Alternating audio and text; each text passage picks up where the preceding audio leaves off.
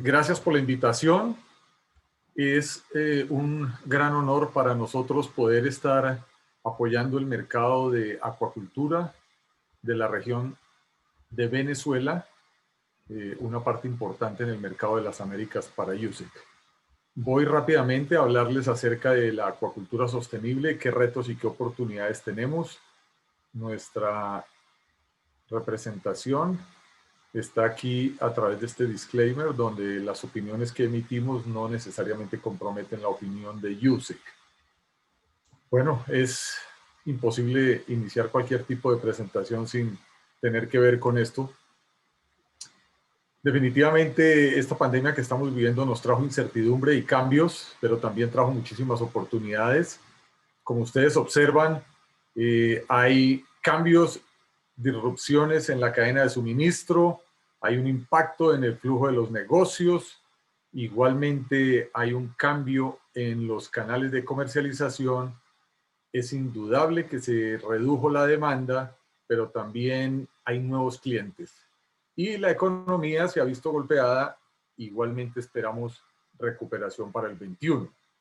Esto es claro, según FAO, Naciones Unidas, para el 2050 la población mundial estará cercana a los 10 billones de personas, es decir, que entre la actualidad y esa fecha va a haber un incremento de cerca del 43% en la población, lo cual es una demanda también bastante considerable en la cantidad de alimentos a suministrar.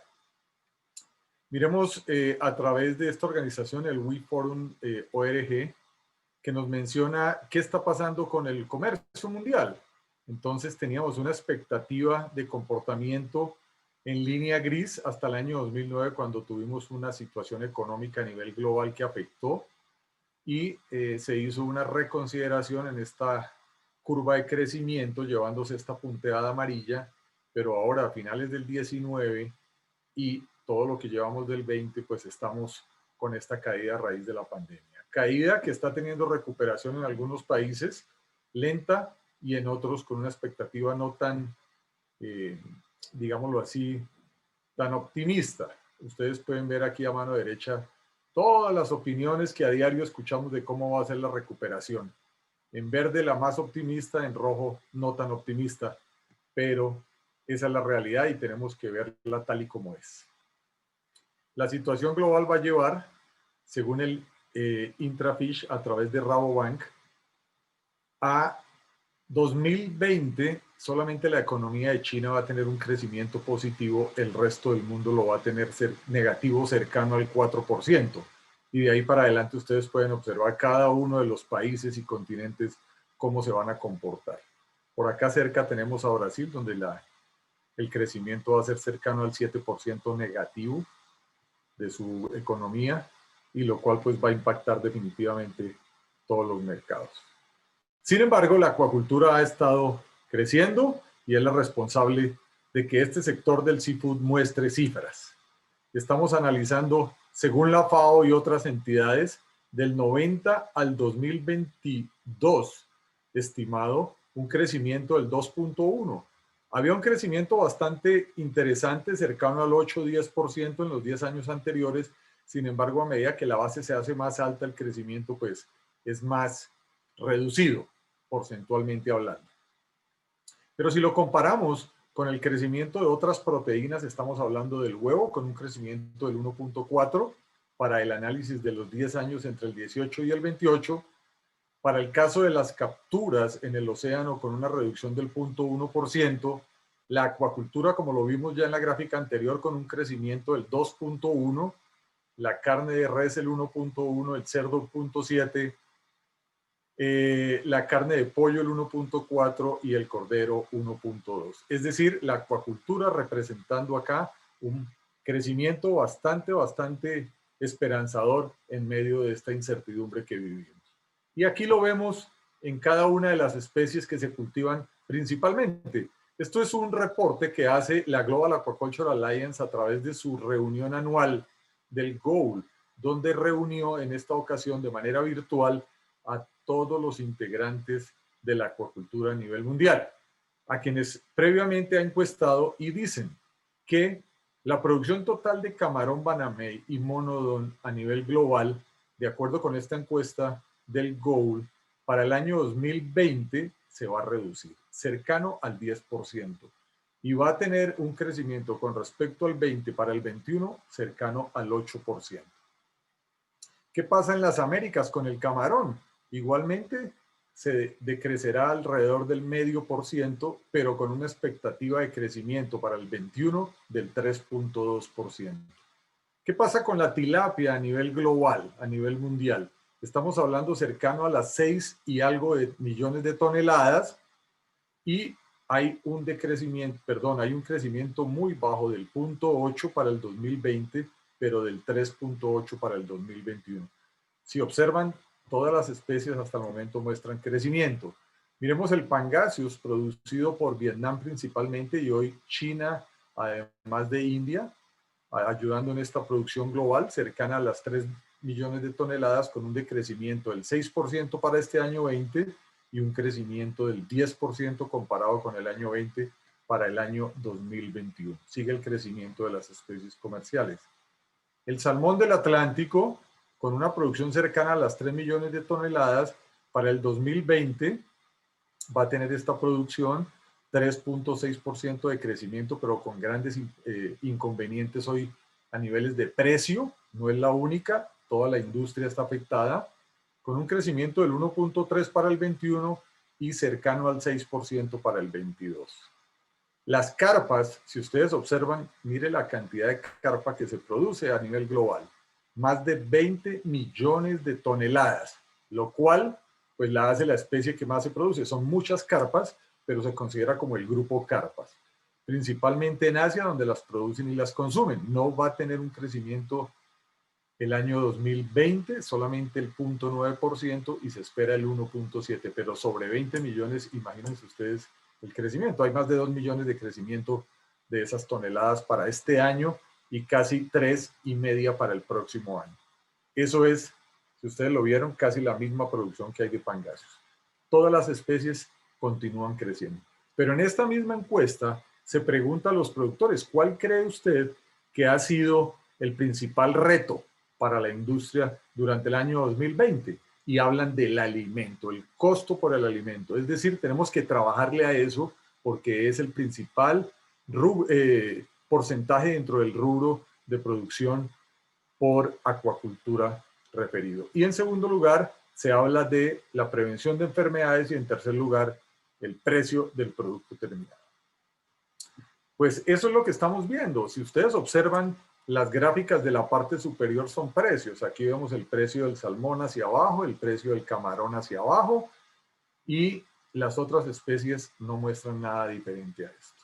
Es decir, estamos teniendo un incremento en los costos con una reducción en los precios y un apretón muy fuerte en la utilidad, lo cual definitivamente nos tiene que llevar a pensar en tenemos que tener un control sobre el costo, tenemos que seguir innovando, mostrar mayor eficiencia, entregar confianza a los compradores y definitivamente trabajar fuertemente en el marketing. Es decir, tenemos oportunidades. La crisis está quedando atrás y las oportunidades han llegado. Y han llegado para aprovecharlas. ¿Cuál es el comportamiento normal que presenta un producto en el mercado? Hay un nacimiento, una idea de un producto que se lleva a un crecimiento, alcanza un pico y comienza a declinar hasta que desaparece. Pero ese no es el caso de nuestro producto acuicultura, no puede ser. Él se debe mantener en el tiempo para seguir produciendo alimento de manera sostenible para la humanidad. Y es decir, hay un inicio, hay una idea, hay un crecimiento, pero tiene que haber una nueva trayectoria a través de la transformación para que el crecimiento se dé de manera permanente. Y eso es lo que han venido haciendo ustedes, la industria, con alimentos especializados y con partículas también de alimento muy especializadas.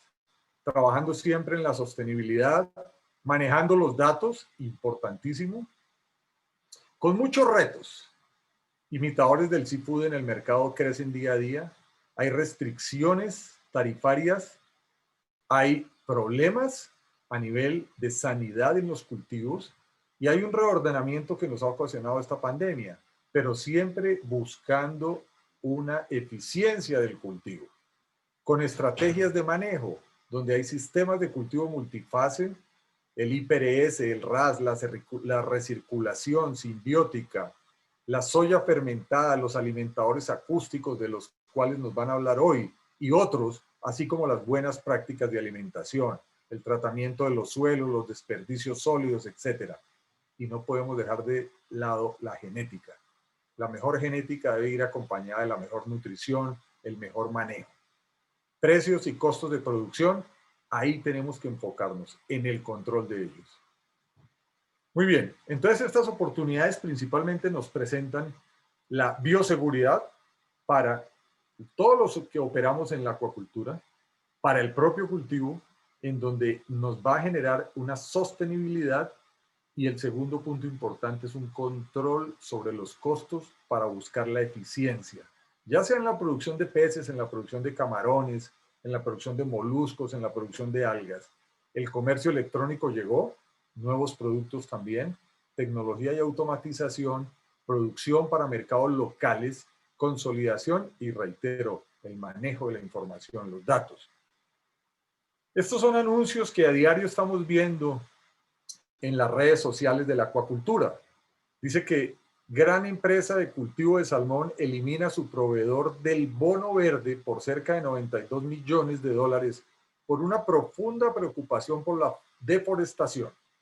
Dice que el gigante del cultivo de salmón quiere que la compañía tome medidas, su proveedor, en el sector de la soya brasileña. Cargill dice que sabe que hay mucho trabajo por hacer. Mowi, que es la salmonera más grande del mundo con una producción cercana a las 400.000 toneladas anuales, abandona la soya procedente de tierras deforestadas para el 2021. Muy importante porque esto es una solicitud de nosotros mismos como consumidores. El mercado es el que está exigiendo hoy. El mercado está informado y el mercado requiere de esto. Entonces, ¿qué opiniones también encontramos? La sostenibilidad siempre triunfa sobre la innovación en el sector de piensos para la acuicultura. ¿Y quién lo menciona? Lo menciona el ejecutivo de aceites y harinas de pescado. No es solamente la proteína vegetal. Aquí la sostenibilidad cobra mucha vigencia en las fuentes que estamos utilizando para alimentar nuestras especies en cultivo. Y la soya de los Estados Unidos es la única fuente de proteína vegetal sostenible certificada Best Aquaculture Practices. ¿Qué oportunidades tenemos? Principalmente controlen los costos y la eficiencia. Y para ello, USEC ha desarrollado este database para formulación de productos de acuicultura. Ustedes lo pueden consultar gratuitamente en el iaffd.com, donde van a encontrar dos importantes temas. Uno es la nutrición o aspectos nutricionales de las especies en cultivo, y dos es una información relacionada con la composición de los ingredientes que se utilizan en el alimento. Esto no reemplaza a los formuladores, pero es una gran ayuda. También tenemos el control de costos y eficiencia enfocado en el Global Aquaculture Feed Formulation and Ingredient Mapping Tool, que complementa la herramienta anterior con base en 3 módulos. Uno de ellos es una herramienta de validación económica de los ingredientes. Otra es un mapa de los ingredientes, o sea, un perfilamiento de los ingredientes. Y finalmente una herramienta de formulación que permite a través del menor costo formular una dieta para acuicultura. Reitero, en ningún momento estamos reemplazando los formuladores y mucho menos los nutricionistas. Es una base de datos para consulta y una herramienta que puede ayudarles muchísimo en el control del costo y en la eficiencia. Igualmente tenemos oportunidad a nivel de In-Pond Raceway System. Es un sistema de producción de peces de manera intensiva dentro de un estanque en tierra donde se construyen canales de circulación rápida que permiten mantener unas cargas muy altas con cero descarga de nutrientes al medio y mínimo uso de agua solo para recuperar pérdidas por evaporación y filtración, con resultados de esta índole. Por ejemplo, aquí tenemos una granja en México ya instalada con cerca de 10 raceways, pero para esta feed demo utilizó solamente 4 de los 10. Sembró 38,000 peces de 45 gramos en 127 días.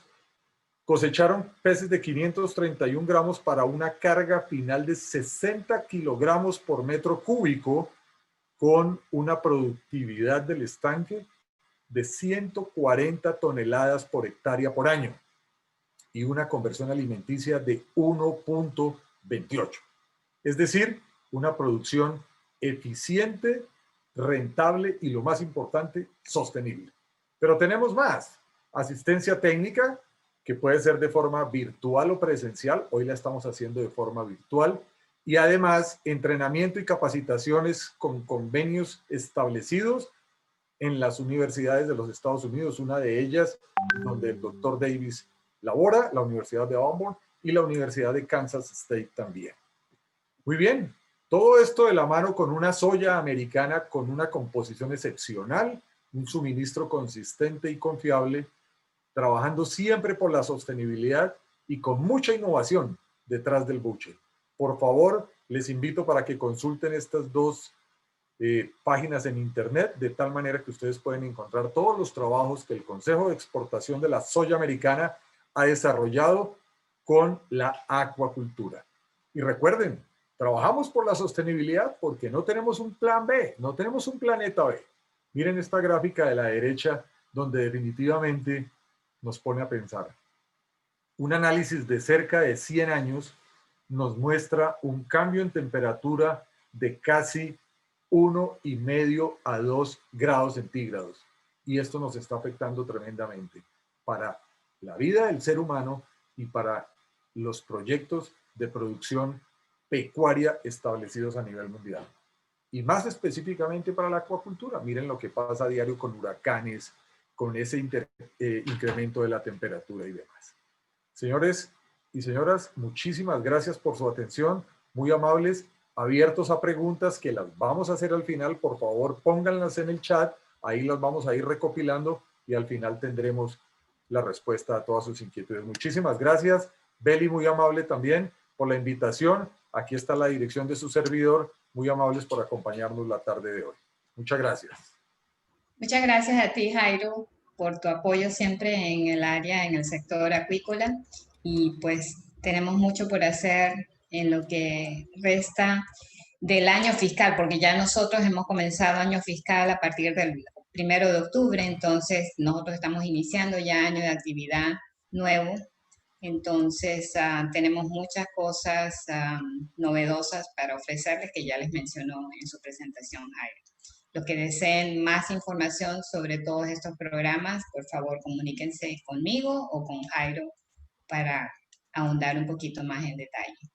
Ahora vamos a entrar ya en el tema principal de este webinar, que es en búsqueda de la eficiencia económica en granja desde la perspectiva del alimento balanceado.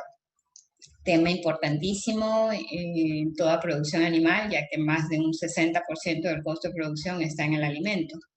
Entonces, vamos a ver qué novedades nos trae el doctor Davis. Me complace presentarlo. El doctor Allen Davis es biólogo y químico de la Universidad de Arizona, con maestría en vida silvestre y pesquería del Texas A&M, con un doctorado en nutrición también de Texas A&M. Cuenta con más de 15 años como profesor asociado de la Escuela de Pesquería, Acuicultura y Ciencias Acuáticas del Auburn University, dedicando sus esfuerzos a la investigación, enseñanza y mejora de la tecnología para el cultivo de especies de agua dulce y marina, con el propósito del crecimiento de las poblaciones naturales y de la acuacultura. Entonces, le damos la bienvenida al doctor Allen Davis y vamos a escuchar su presentación, la primera parte de su presentación. All right, thank you very much, Belinda, and thank you, Jairo, for the invitation and the opportunity to speak. I appreciate everybody taking time out of their busy schedules also to be with me. Let me share my window here.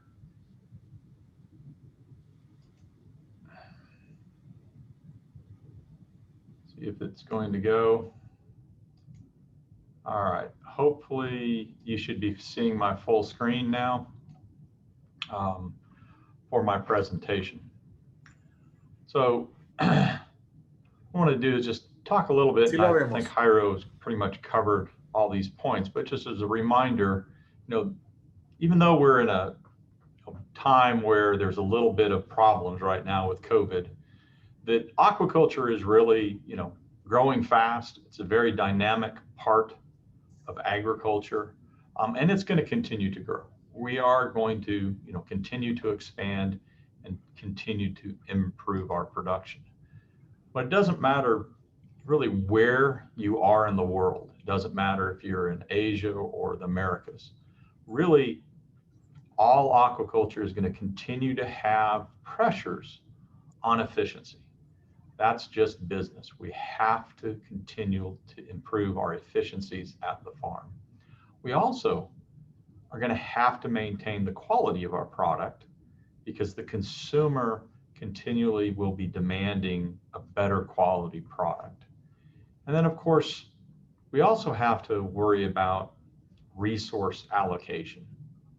And, that really depends on how you want to divide that up. But all the resources that we use, whether or not it's labor, electricity, land, water, but all the things that we use on the farm, we really need to see how efficient we are using those. And we need to move forward to have these farms available for future generations. Now, as farmers, it seems all farmers are always worried. And I've really never talked to a farmer who said he's making a lot of money. Usually they're on their way to the poorhouse, or they're worried about, how much money they have in their pocket, even if they just bought a brand new truck and a brand new tractor or expanded their operation. But it is something that we do need to worry about. And here at Auburn, I have the pleasure of being across the hallway from Dr. Boyd, who looks at some very large data sets. And he was looking at one the other day. I happened to be talking with him, where he was looking at certification data. And this is just a small example of that data. But comparing Asia versus Latin America, and I understand there's a lot of differences in terms of how things are done. But simply looking at, he had a number of farms in this particular data set. Survival in Asia was 80-some%, and about 60% in the Americas. So we see a much lower level of survival in the Americas. Now, part of that might be due to nursing or how you count those things. But what was surprising to me is, or not surprising actually, if you look at the feed conversions in Asia, on average, they're down in the 1.2 range. Whereas in the Americas, we're in the 1.8, and quite often farms are in excess of 2. So this is a very big difference. Now, there are differences in farming, but I think really the key difference is their feed management and a lot of things that they do on their farms. Now, to me, aquaculture is very much a business, and I'm a very big believer in continual improvement, and that we need to look continually at what we're doing. We need to measure the things we need to measure, analyze data, improve what we're doing, develop new controls, and then analyze ourselves again. And I think that the poor feed conversions that we see across the Americas is one of the things that we can really improve if we work at it. Now, from your standpoint, one of your biggest problems right now is reduced revenues, or at least that's usually what farms are complaining about. And so again, you need to look at that problem and start asking why? What is the root cause of those things? And you find that there's some things we can control, and there's other things we cannot control. So we can't control the world supply of shrimp. Now, legally, we can't control that, there are groups that do get together and kind of control commodities, minimize the amount on the market. But that's not something we can really do. We can, look at demand, but that's really consumer driven, and that's what determines the price. The things that we can do is we can influence customer choice. So again, the quality of the product that you might sell, or the type of product, whole versus headed, deveined, peeled, different products cooked, going out onto the market. We can control the costs of our feed in terms of the cost of the actual feed, as well as our feed management to give that total cost. We can control what we do in the culture environment, so how we spend money on aeration or manpower. And to a certain extent, we can control processing or choose how we want to process things. So there's a lot of areas that a farmer can look at and try to improve his revenue stream by being more efficient. If you look at all those costs, the feed, in terms of your variable costs, is usually 40 to 60%. Now, when you have big disease problems, that clearly is going to be your biggest issue in terms of what you're worried about.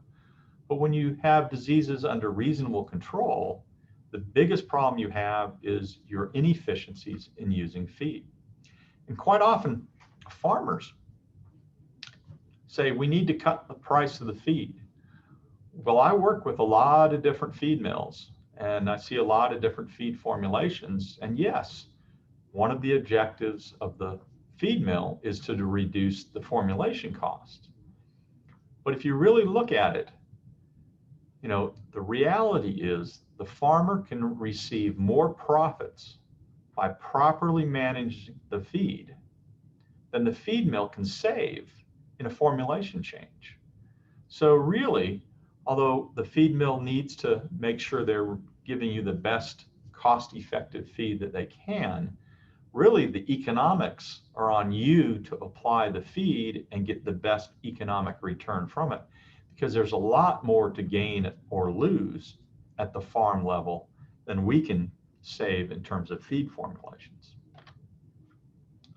So again, to me, it's farm-based improvements can be made, but only when you systematically work to improve efficiency and returns. Again, looking at what you're doing, questioning why you're doing it, and how you can improve it.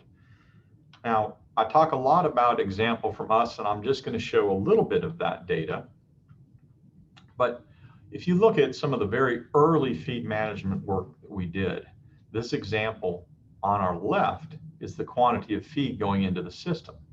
And you can see in this middle portion, we changed the quantity of feed, went up 25%, we went down 25%. Now, we switched these because if we had done that for the whole production cycle, we thought we would probably have really bad water quality because of the amount of feed going to the system. So we ran them for a while and then we switched them. And that also allowed us to look over here at the growth, over here on the right-hand side, and you can see there's absolutely no differences in terms of growth. And we changed the feed input by 25%.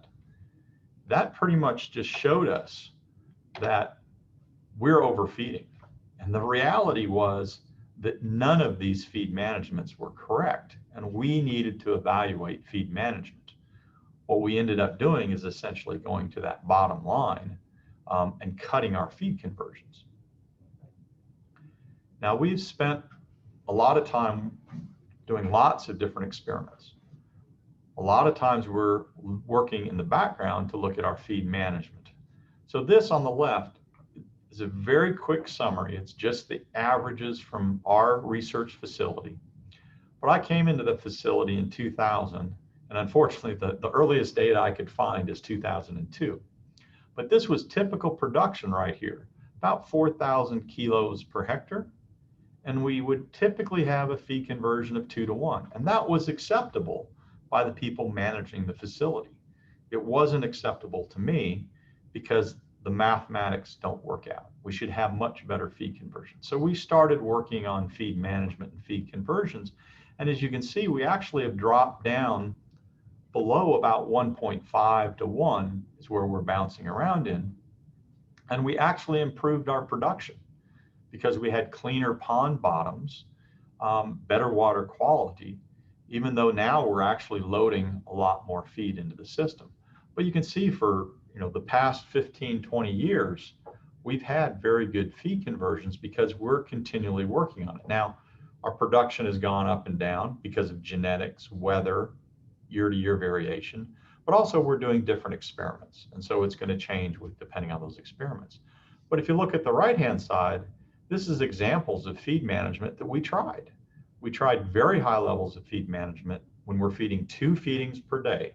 So remember, just feeding 2 feedings per day, we looked at all of these and we came up with a very conservative feed management that gave us the best feed conversions down near 1 and the best performance in terms of kilos per hectare and growth rates.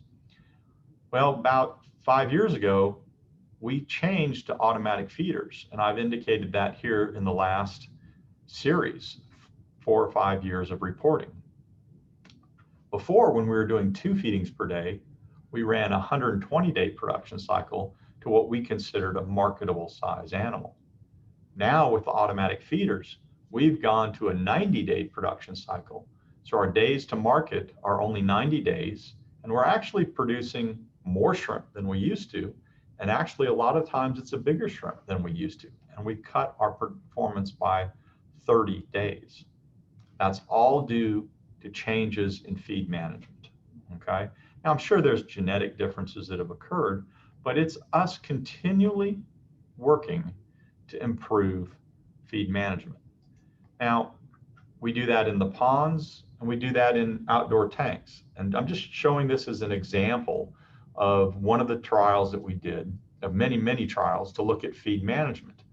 So just very simply, from the left to the right, we got 6 treatments. We're increasing the quantity of feed basically as we move to the right, but we're doing it in different ways. So in the first example, we basically stair-stepped up every 2 weeks. The next example, we fed the exact same amount of feed as the first one, but we did it as a flat line, okay? And then the next one, again, we fed really high level to begin with, and then a lower level later. Or we fed what was our standard at that time, the 100%, or we went up higher and we went up higher. But by systematically manipulating the feed, we could learn what is going on in our system and how to improve. And this does change the performance of the animals. Now, in this example, I have made this very small scale, so it looks like there's a lot bigger differences than there actually are. But if you look at this example, and this is an outdoor tank trial, the data that feed inputs I just showed you, you can see that this very conservative feeding, but where we staged it, and essentially early on, we made them go get natural productivity as a food source. And then we gradually increase the quantity of feed as natural productivity becomes limiting in the system. We got very good weights. It's almost as good as the final weights for the most feed that we put in, a lot more feed in fact. And if you look at biomasses, yes, we're a little bit lower in terms of biomass, but not really that much different from these very high feed inputs treatments. And we often see that we come up, the more feed you put in there, yes, you might get a little bit more biomass, but it's not necessarily that much more. And then of course, if you look at feed conversions, and notice we're below 1, so they're using a lot of natural productivity. We're essentially underfeeding a little bit in these systems to get the best use of the feed. But we got the best efficiency when we staged the feed inputs. And then if you look at this in terms of kilograms of shrimp per kilogram of feed input, we got a lot better return using that conservative feed management that was staged. So the point being here is that if you systematically look at things, you can manipulate your feed management to improve it and give you the best performance. Now, if you think about the basics of nutrition, we got to remember that nutrition and feeding practices go hand in hand. You cannot separate them, okay? What I say is the diet is worthless unless it's properly stored and applied. And the application is worthless unless the diet is nutritious and brings the nutrients that the animal needs. Now, quite often people don't understand this. So let me put it in terms that maybe you'll be able to understand a little bit better. So it's not the quantity of feed that's important. It's the level of nutrients that are delivered, right? It's just like money. I think everybody understands money, but quite often farmers do not understand the nutrient density of diets. Just like money, the quantity and the nutrient level determine delivery of nutrients to the animals. I think we'd all agree that the woman on the top has a larger pile of money than the woman on the bottom, who's got $100 bills versus $1 bills. Now, those piles of money are very different, okay? We understand the value when we talk about money, but we don't often think about that when we talk about nutrition. So let's get a couple examples, and we've done this many times with fish and with shrimp. I'll show you actually 3 examples with shrimp. So here across the bottom, we have 2 different protein levels of feed. There's a 30% protein, which is the first 3 feed inputs, and then a 40% protein diet, which is the next 3 feed inputs. And what I have is 100%, 75, and 50. This represents the ration level. So relative, we reduce the ration by 25 or 50%, okay? So if you look at this 30 at 100% feed ration, we got very good growth in our outdoor production system. Now, using a 40% protein diet at the same ration, we actually got a little bit better growth. That means we are underfeeding. If I had done this where I was overfeeding, we'd see absolutely no differences, okay? So we do have to make sure we're restricting the feed in order to see nutritional differences in the feed. Now, if you compare this 30% protein diet at 100% ration, the actual comparison is to a 40% protein diet at 75% of the ration. So if you take 40, multiply it by 0.75, it equals 30. So the protein intake is the same, and you get the same amount of growth. If you look at this in terms of feed conversion, of course, the 30% protein diet, because you had to feed 100% of the ration, is going to give you a higher feed conversion than the 40% diet fed at 75% ration, because you feed less feed when you're feeding a nutrient-dense diet. As you change the protein, you have to change the feed input. Now, some people say animals meet their energy requirement. So this is an example where we did the same thing. We gave them the same amount of protein, but we changed the energy content or the energy intake.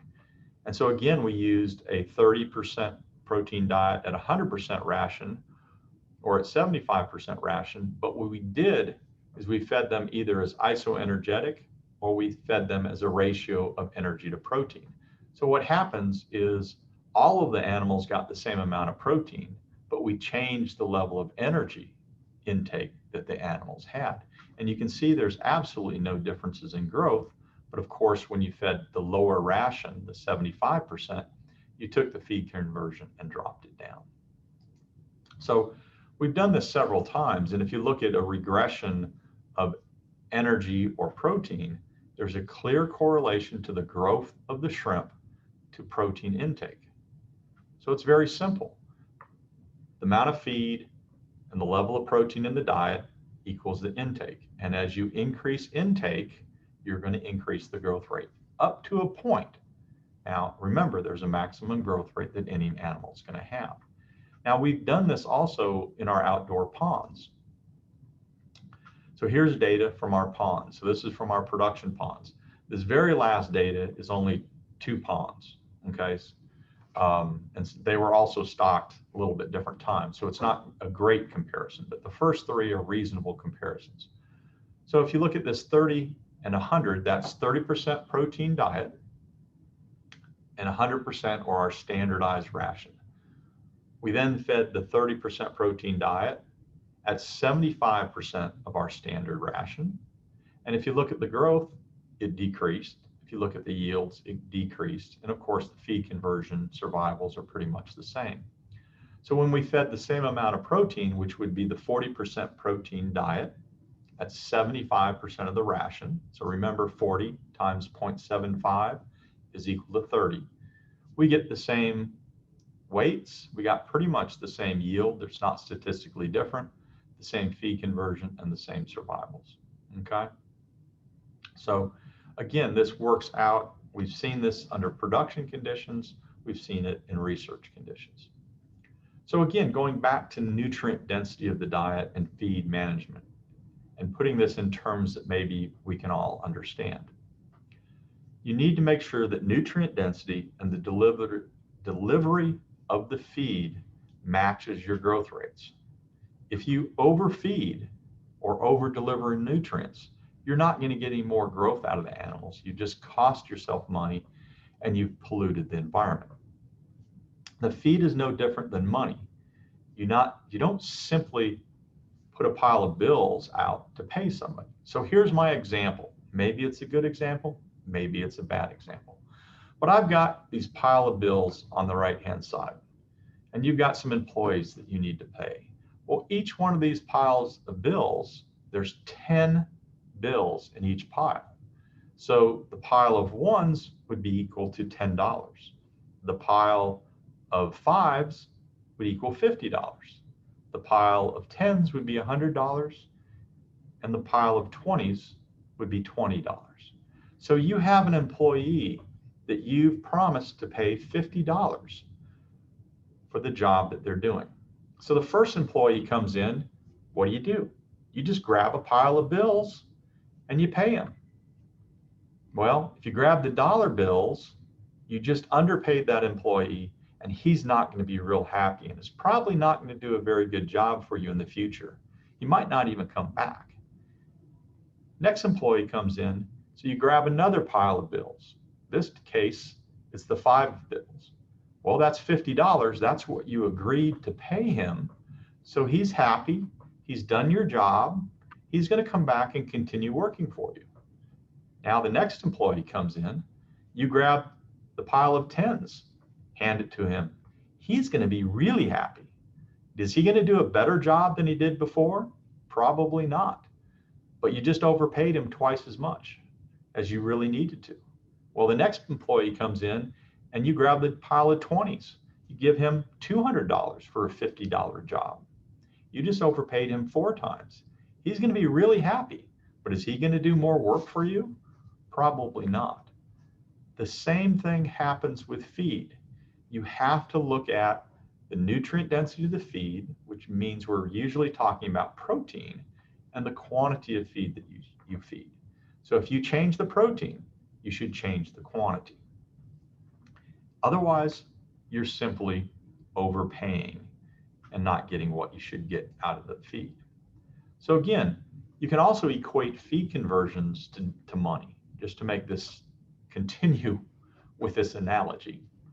So if Jane has 10 $1 bills, we'd say that's a feed conversion of 10 to 1. If Jack has 5 $2 bills, so the same quantity of dollars, we'd say it has a feed conversion of 5 to 1. If Jill has 2 $5 bills, well, that's a feed conversion of 2 to 1. So what's going to happen? The higher the protein, the better the feed conversion. Because remember, growth is correlated to protein intake, and it takes less feed to get the growth when you're at a higher protein. All right. So if you change your feed, again, you should change the quantity, and your feed conversion should get better. So remember, when we're talking farm-based feed conversion, It's really based, number one, on the nutrient density of the diet. So how much protein is in that diet? How much feed is wasted? Did you overfeed your animals? What's the contribution of natural productivity? Do you have good natural productivity? Are the animals able to utilize that? So it's not simply just the nutrient density of the feed, it's also how well you fed that feed and how well you're managing natural productivity. Now, to me, feed conversions are a great tool. It's a tool that everybody should be using and they should understand. You really need to understand what your feed conversion is and why your feed conversion is where it's at. So for me, whenever I talk about feed management with a commercial farm, I want to look at their growth data, I want to look at their feed inputs, and I want to look at it over short periods of time. And usually the problems arise during the latter part of production. So when I start looking at feed conversions, usually farmers do quite well in the first, let's say 1/3 of the production cycle. Quite often feed conversions are very good, feed management is there. But then somewhere, 2/3 down or halfway down, things get out of control. And so what I like to do is go in and look at maybe a 2-week window. And when I'm looking at growth rates, I don't look at a 1-week average. I look at a 2-week or 3-week average to get what that growth rate is. But it's very easy to calculate growth rates, right? That's easy sampling. Determining the biomass change or your survival takes a little bit more skill, and you can use both historical results and what you think they are based on cast net sampling or whatever. But you can come up with the quantity of feed, and you can come up with the biomass change that you expect to happen. So that means you can look at feed conversion for this couple week window, and you can do it several times as you're going through production. And so to me, if you have a 1.5 feed conversion, you need to look at your feed management. There's something wrong. Your assumptions are wrong, or simply you're overfeeding. You need to look at what's going on. If you have a feed conversion between 1.2 and 1.5, you're doing a pretty good job, but it might be able to be improved. So again, ask the questions, why is this happening? Are there better examples at my farm? And then of course, if you have a feed conversion like Asia does in that 1.2 range, then you're doing a great job. But of course, we're never happy. So we want to still continue to look at improving. But if you do have, poor feed conversion, again, look at why is that? And what sometimes farmers say, well, my farm only gets a feed conversion of 2-to-1. Well, I say, look across all your ponds and find out what the best feed conversion is on your farm today. That should be the goal for every pond that you have, because that shows that you can get down to whatever that feed conversion is. And then you need to continue that improvement. Look for those ponds that are very low feed conversions, and how did you get there? But most often it's because you're overfeeding. So let's take another quick example. And this is an actual example.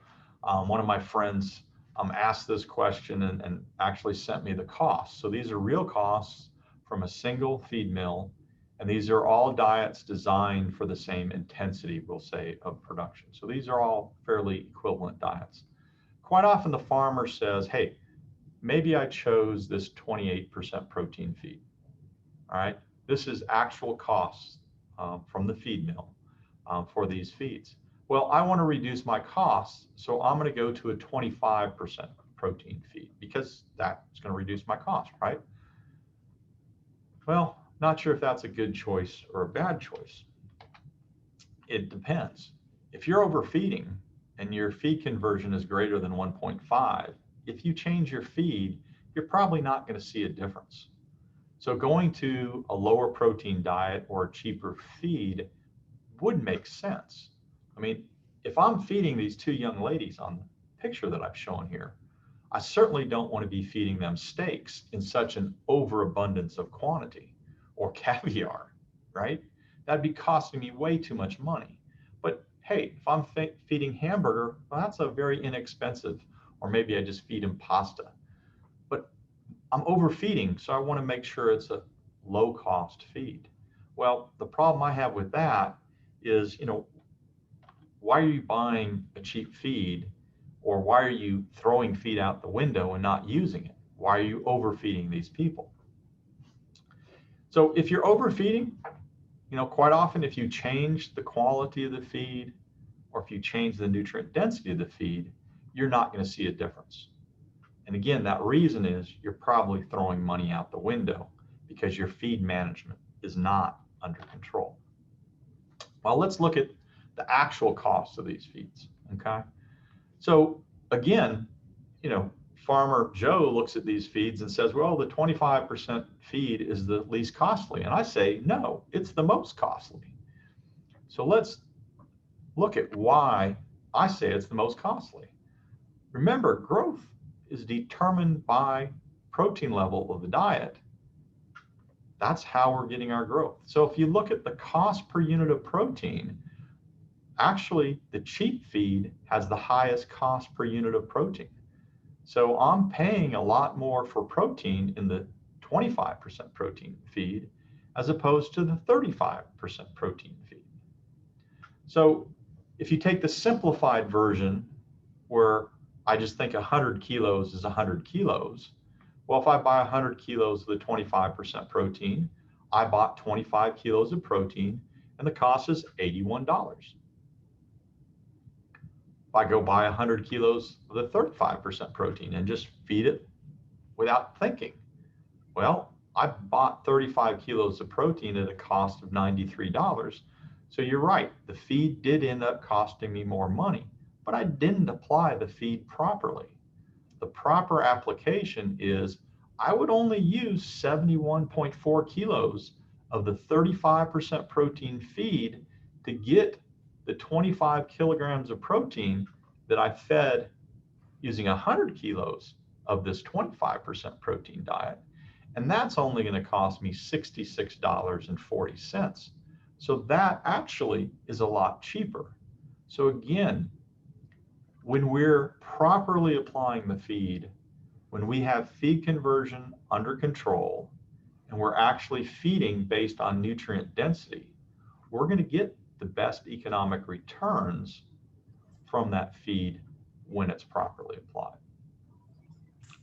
So with that, I'm going to take a small break. You guys need to probably get up and jump around and get a little exercise, or maybe go grab some coffee.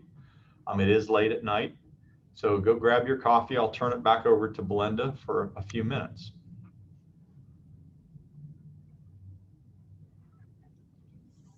Okay. Muchas gracias, Alan. Vamos a tener nuestro receso de 5 minutos. En estos momentos son las 7:01 aquí en Venezuela, entonces 5 minutos de break que nos lleva a 7:06. A las 7:06 hora de Venezuela reanudamos la presentación. No se vayan a alejar demasiado porque son solamente 5 minutos. Aprovechen su café, té, agua y estirar las piernas. Nos vemos en 5.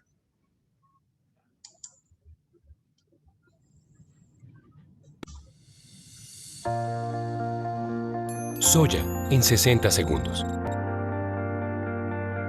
No solo leche de soya o edamame. La soya americana es mucho más que eso. De hecho, no puedes vivir sin ella. Está en tu aceite vegetal. Está en la comida de todos los días. Y está en la comida de tu comida. Está en tu carro. Y en los camiones. Está en tu hogar, tu negocio y tu recreación. La soya americana puede hacer todo esto y todavía producir más para alimentar el mundo de la manera más sostenible posible. Somos US Soy y estamos honrados de participar en el reto de alimentar el mundo.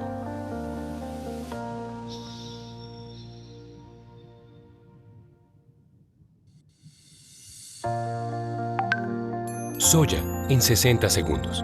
One of the most comprehensive scientific reviews of soybean meal to date was recently conducted to quantify the relationship between the country of origin and the chemical composition, protein quality, and nutritive value of the soybean. And experts have found that where the soybean meal comes from impacts the quality of its protein. When you dare to compare U.S. soy to soy from any other region, you will see U.S. soy is the highest quality and best economic choice. To learn more, reach out to your U.S. soy representative today.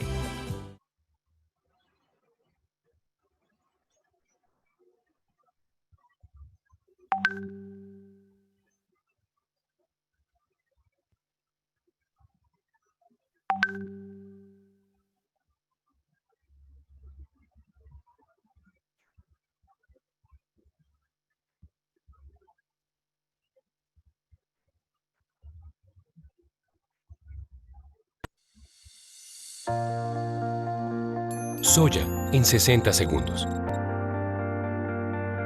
No solo leche de soya o edamame. La soya americana es mucho más que eso. De hecho, no puedes vivir sin ella. Está en tu aceite vegetal. Está en la comida de todos los días. Y está en la comida de tu comida. Está en tu carro. Y en los camiones. Está en tu hogar, tu negocio y tu recreación. La soya americana puede hacer todo esto y todavía producir más para alimentar el mundo de la manera más sostenible posible. Somos US Soy y estamos honrados de participar en el reto de alimentar el mundo.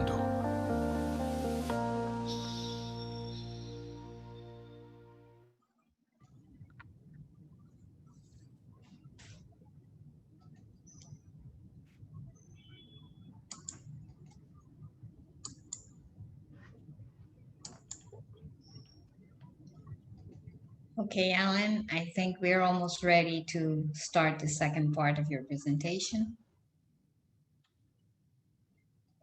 Working on it.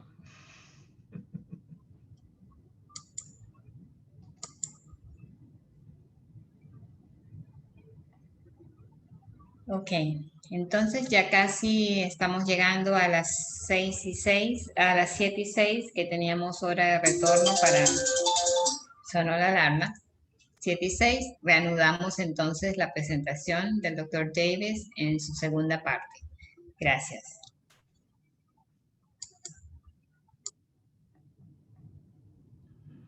All right, thank you. Welcome back. Hope everybody had a great break there. Anyways, we've talked mostly now about, the feed and how to manage it at least. I want to make a connection a little bit to water quality. Now, don't get me wrong, I don't want to do a lecture just on water quality, but I do want to make some connections. Remember that water quality is critical to production. It determines your growth rates, stress, disease resistance, quality of the product, survival. There are numerous ways to meet water quality needs, and there's no single answer, and I'm not trying to push a particular answer. I just want to make you guys think a little bit about it. So we've done a lot of work with fish, not so much in terms of these examples with shrimp, but the same thing happens. So this is a fish example. But what we did with the fish is we took a nutrient-dense diet, so 44% protein, reduced it to 40, 36, and down to 32 as you move to the right. And we grew these animals up to almost a pound when we did this, commercial size. And then we looked at nutrients that are in the system. So we did this in a completely closed system, no water exchange, and looked at the grams of solids produced. And as you can see, the lower levels of solids per unit of biomass or per unit of feed are produced when we're using a nutrient-dense diet. Or you could think of this as a high-quality diet, or you could think of this as a highly digestible diet. But as you go down in protein level, realize what you're really doing is carbon loading, and you're building up bacterial biomasses or biomasses into the systems. Now, this might be good or bad. In the case of a recirculating system, it's not a good thing. But in the case of a pond, maybe that's something you want to do. But when we're managing water quality, the way I've been thinking about it lately is that we're pushing water quality one direction or another. And so I've given you two very simple examples. So on our left here, maybe we're pushing it to denitrification. So this is bacteria processing the nitrogen. Or maybe we're doing a lot of bacteria as a heterotrophic system. But we're basically using bacteria to give us that ideal water quality. Now, there's also going to be algae or phototrophic production and other factors, but we're basically using bacteria to do that job. Or we can kind of go the other way, in which case now we're relying more on algae, so it's a phototrophic system. We still are going to have denitrification. We're still going to have heterotrophic systems. We're still going to have those other factors to give us our ideal water quality. But really, what we're doing in a lot of these systems is you're pushing it this direction or you're pushing it this direction, going towards bacteria or going towards algae to manage your water quality. And I think that explains a lot about what we're doing in a lot of these systems. Now, there's a lot of different ways to solve your water quality. You can manage by water exchange. I am not a fan of doing that, okay? Here we have lots of water exchange. Farms typically do this, but what you're doing is introducing diseases, and you're essentially moving natural foods out of the system. So I would rather use aeration or some management schedule. So a lot of people who don't have access to traditional aeration, they're recycling the water on the pond and using those vertical drive pumps to move that water throughout the farm to equalize water quality. However you want to do it, but I think managing the nutrients is a better solution because you're keeping natural productivity in the system, and you're also not bringing in diseases when you're exchanging water. If you don't exchange water, you actually limit the input of diseases. Now, on a different scale, we've been looking at biofloc systems and kind of looking at these questions. And so if you look at biofloc systems, we're doing heavy carbon loading to produce this flock, and that flock is basically an aggregate of bacteria, algae, protozoa, funguses, lots of different animals making up this particle. And that particle is used to manage the water quality, right? We're using this flock to clean up our water. It's basically a biological filter with animals in it. But these flocks are also very good sources of nutrition. And really, you can think of flock could be algae-based, where it's primarily being phototrophic and it's settling out and the animals are accessing it. Or it could be bacterial based where the animals are accessing it, or you can shift it either direction. So we've done a little bit of work looking at this. And one of the things I want to remind you is that if you are working in a biofloc type system, you can produce more flock than the animals can handle. This is an example, not having animals, they simply produced flock. But in some of our early work, we actually filled the tank about 2/3 full of settled flock, and it basically killed the animals. So you can produce way more flock than the animals can tolerate. But if you simply look at flock production, so bacteria production, different protein sources. So here's cornmeal, or different carbohydrate sources, sorry. Cornmeal, rice bran, rice meal, give you different levels of flock, and then they also have different nutrient content. As a generality, as you increase the level of flock, quite often you reduce the protein content. And so in this example, you can see the protein content actually drops down a little bit as you increase the level of flock there.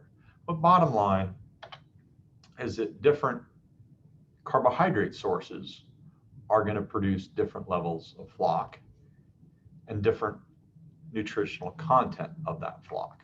So it's not all the same, it's going to change. And there's no right or wrong way to produce these flocks. There's just different ways.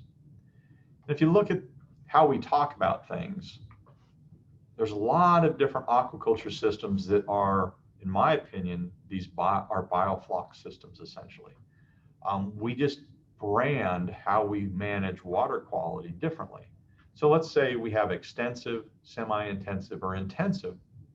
We're kind of branding to describe what those are.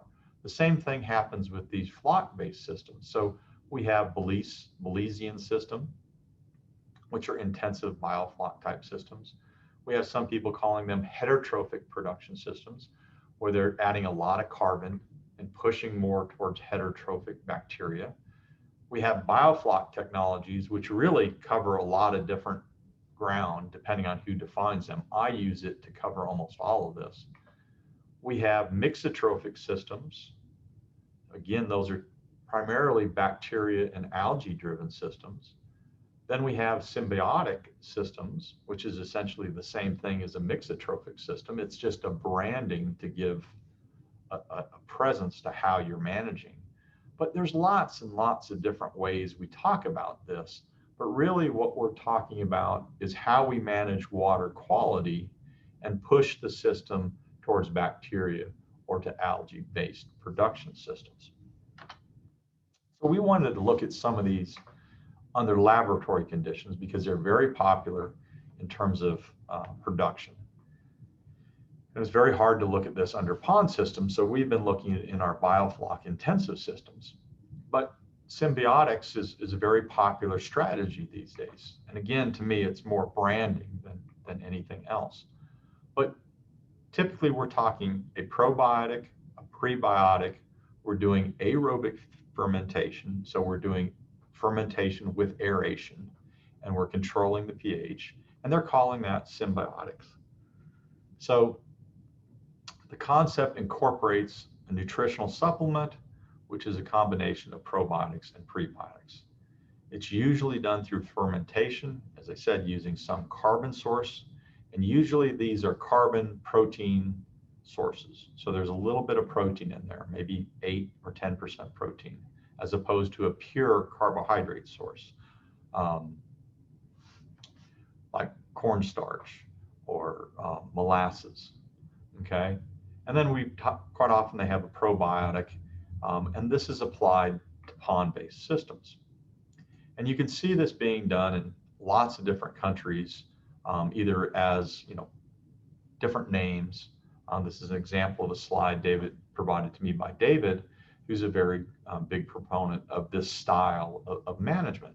And it works very fine. It's used in a lot of different countries to produce, again, carbon and prebiotics that are going into the system. So we wanted to look at this, and we looked at this in the laboratory. You can see on the right-hand side, basically a biofloc system as we see it typically in the lab. So we looked at the symbiotics, and we had a question, did the enzymes actually do anything? Because in this protocol, you would add an enzyme. So we also did the symbiotic protocol without enzymes. We did straight biofloc, which is basically adding a carbon. We did absolutely nothing, which is our reference. And so we took a commercial application for this symbiotics and adapted it, to the laboratory. But basically, this is coming from commercial farmers that we talked with and confirmed, and David gave us some general recommendations. And so we recreated what's often used at the farm for our use at the laboratory. We did it with the enzyme and without the enzyme, because to me, that enzyme is a costly component. We then also just added rice bran. So remember, when you do these fermentations, you actually strain out any of the solids and you're only adding the liquid component. When you do rice bran for a biofloc, you're simply adding that straight away to the system. And then we had our reference. We really didn't do anything to it. We didn't do any carbon management, so to speak. We just initiated things. So in all these systems, we did start off with an inoculate from a biofloc system to get things going. But here's our production these tanks. And you can see we did get significant differences in terms of biomasses and final weights, but these aren't huge day and night differences. We actually got the best difference with the biofloc, and I think probably the reason is that we ended up adding a little more carbon to the biofloc system, and that gave us a little more natural productivity, which gave us a little bit higher biomass. But you can see that, yes, in this case, the biofloc actually worked better. Now, all of them worked. All of them, we got good growth of the animals. We got very good feed conversion, so they're using the biofloc as a nutrient source. We got very good growth rates. We got over 1 gram per week in good survivals. So any of these systems would actually work. The big difference is that, for example, the control, we didn't do anything. With the symbiotics and some of these others, you have to have a lot of manpower to actually implement them. So it's your choices in terms of what you want to do. We also looked at biofloc with and without a prebiotic, and we looked at the prebiotic by itself. So here we have our biofloc protocol, the biofloc plus a prebiotic, and then just the prebiotic by itself. And then of course a control where we did absolutely nothing. In this case, we got no differences across the board. But again, we had good growth rates, we had good feed conversions. Now in both of these experiments, these are being done in tank-based systems. We're not having disease challenges and other things. So realize, your production systems, you may do these for different reasons.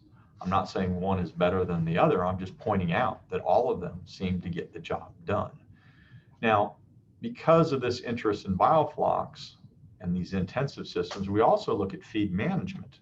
Is that surprising? I'm always looking at feed management because I want to improve. So it's really interesting data though, and so I want to share that with you. So this is intensive systems. We're about 100 shrimp per cubic meter. But here again, I put on the left-hand side on the x-axis, this is as a percentage of our standard ration. So we have our typical ration that we're feeding, and we're doing percentages of that. So we can look at the response of growth. We can look at the response in terms of feed conversion. So here, 30% ration, we're still getting good growth, and we actually can extrapolate back to see how much contribution from natural productivity we get. And we seem to get somewhere around 30% contribution of natural productivity when we look at this, because we're restricting the feed, so we're making them use all the nutrients that they can in the system. But this is typical. As you increase the amount of feed, yes, you increase the growth of the animal, but it plateaus off. It starts to get diminishing returns. So here you get very big increase, whereas here we get very small increases, and it's going to get smaller and eventually disappear, okay? And then if you look at feed conversions, of course, you're going to get your best feed conversion here while we're underfeeding, because natural productivity is contributing a great deal to that number. And then as you increase the quantity of feed, there's 3 things that are happening. Number 1, natural productivity contributes less to the growth. Number 2, they're not consuming the feed as efficiently. They're very wasteful feeders, and so that feed is getting broken up, and they don't care because there's a lot of food around, so some of it goes to waste. And number 3, we have a certain number of feedings. In this case, I believe we were feeding 6 times a day. And so that feed is in the water longer and longer because they can only consume it so fast. And so all of those factors make the feed conversion get worse and worse. And then once you go beyond where the growth is going to plateau, it's really going to start getting bad, okay? So again, even at this higher level of feed input, we still have natural productivity contributing to that growth, but we have these other factors such as leaching and sloppy eating also contributing to the poor reduction in feed conversion. And we see this in low density systems, and we see the same thing in high density systems. Now, another trend that we see in the industry is the use of dry fermentation, okay? Now, again, don't misunderstand me. doing fermentation on a range of ingredients is helpful, okay? I don't particularly support doing fermentation on a high quality ingredient.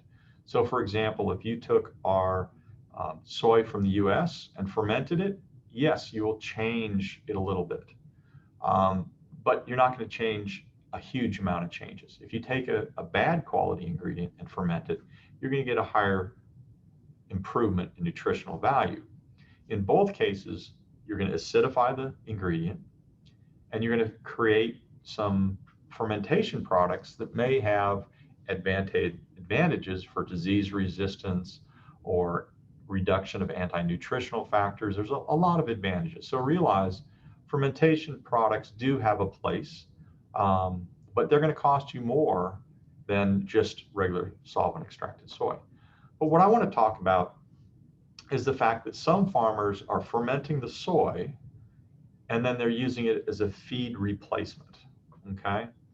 So there's a lot of advantages to using a fermented product, and we're not looking at those things. So number one, if you ferment a product, you acidify it. And that has some effects on digestive systems. That has effects on the bacterial community, okay? There are some bioactive compounds, some probiotics that are produced, okay? There are, both prebiotics also being produced, and there's compounds that might stimulate the immune response. So those are all advantages that you might want to use a fermented product for. But what we're interested in is what is the nutritional contribution in these systems? Because a lot of farmers are replacing part of the feed with the fermented soy and saying they're getting better results. And I have a lot of questions, and hopefully you'll also have questions about that. So this experiment is complex. So let's take a minute to look at it. So first, we took soy and fermented it. So we did the exact same thing that some of the farmers that I know are doing. We tried to implement a similar process. We fermented the soy and then we made it into a pellet, and we use that as a feed substitute, all right? So in the blue, I have the quantity of feed. So that's 25% of a standard ration that we gave to the shrimp. Then we went to 50, 75, 100, 125. And as you can see, as we increase the quantity of feed, the growth rate of the shrimp increases, which you would expect. We also took the fermented soy. Now we fed it on a protein to protein basis. So even though I say it's 25% of the feed, we're actually feeding 17% because the feed is 35% protein, the soy is 48% protein. But basically, we fed the equivalent of 25% feed here and looked at the growth. We fed 50% soy and looked at the growth. We fed 75% soy and looked at the growth. In this example, we're doing it in a clear water system, so there's no natural productivity. But you can see there's no increase in growth. We then took 25% feed, 25% soy, fed them together, and looked at the growth. That would be the green. Then we took 50% feed, 25% soy, and looked at the growth. Now, I've plotted this on the right-hand side. The same data is right here. With the feed, you get a linear increase, which is what we'd expect. Then as you replace part of the feed with the soy, you can see the growth does go up as the feed goes up. We're always feeding 25% soy, but you can see it's displaced. It's lower. The reason it's lower is this. The soy only gives you about a third the growth that the complete feed gave you. Consequently, the growth is going to be lower than that. And then if you look at the feed increasing just as soy, so fermented soy as the only nutrient source, you don't get increases because there's other nutrients that are limiting. So yes, soy can be used as a replacement for feed, but you're not going to get the same amount of growth. Now this is a clear water system, so there's no natural productivity. Well, we actually did it in a green water system, and we also did it in a biofloc system, and we got the same results. So I'm going to show you the green water results because the size of the shrimp are very similar. So the same thing, 25% feed, 25% soy. And you can see we're only getting about 1/3 the growth from the soy as you did from the feed. But even in the presence of green water, so there's natural productivity present, we didn't get improvements as we added more soy. And we did not get the same results. You can see it's displaced just like it was in the clear water. So my conclusion is that you do not get the same quantity of growth when you're using the fermented soy. And so it's very questionable what the cost effectiveness of this is. And my view is that probably a lot of the farmers that think they're seeing a benefit are overfeeding. And none of the farmers I've talked to has said, if I pull back my feed by the same quantity, do I get the same growth or do I get less growth in the case of, if the soy is really providing a lot of nutrients.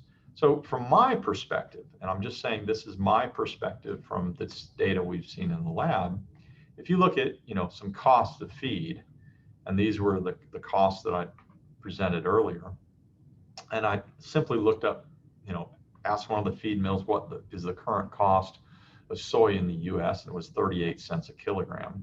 Well, if we put that into protein equivalents, we only need 75% of that, or 73 to be exact. So really 1 kilo of soy is equivalence of feed is about 28 cents per kilogram. The problem I have, that sounds like it's a lot cheaper than the feed. Well, the problem is that soy only produced 1/3 of the growth. Therefore, the cost per unit of soy is 3 times the actual cost.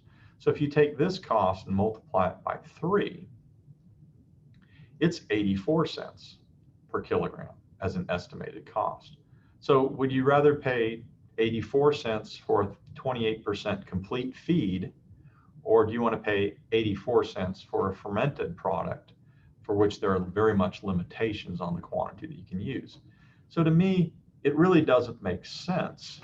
Now, acidification of the digestive system, delivery of prebiotics or probiotics, maybe that's where the effects are happening. But from a clear or straight nutrition perspective, I don't see where the use of the fermented soy is really giving the benefit. Now, again, if you're getting a benefit from any of these, feed processes that I've talked about, maybe you're doing carbon loading, maybe you're doing more of a mixotrophic system, maybe you're doing the fermented soy. If it's giving you true economic value, then it's working in your system. But again, you need to question, does it actually work? And you need to pull out the same quantity of feed that you're adding in terms of, in this case, is soy, to see if there really is an economic value. It's going to be different for different people, different systems. I recognize that not all ponds behave the same. So, in terms of my take-home message, the farms are complex and water quality management is key. We really do need to pay attention to soil. We need to pay attention to natural productivity. We need to pay attention to water quality in terms of organics, nitrogen, compounds, oxygen.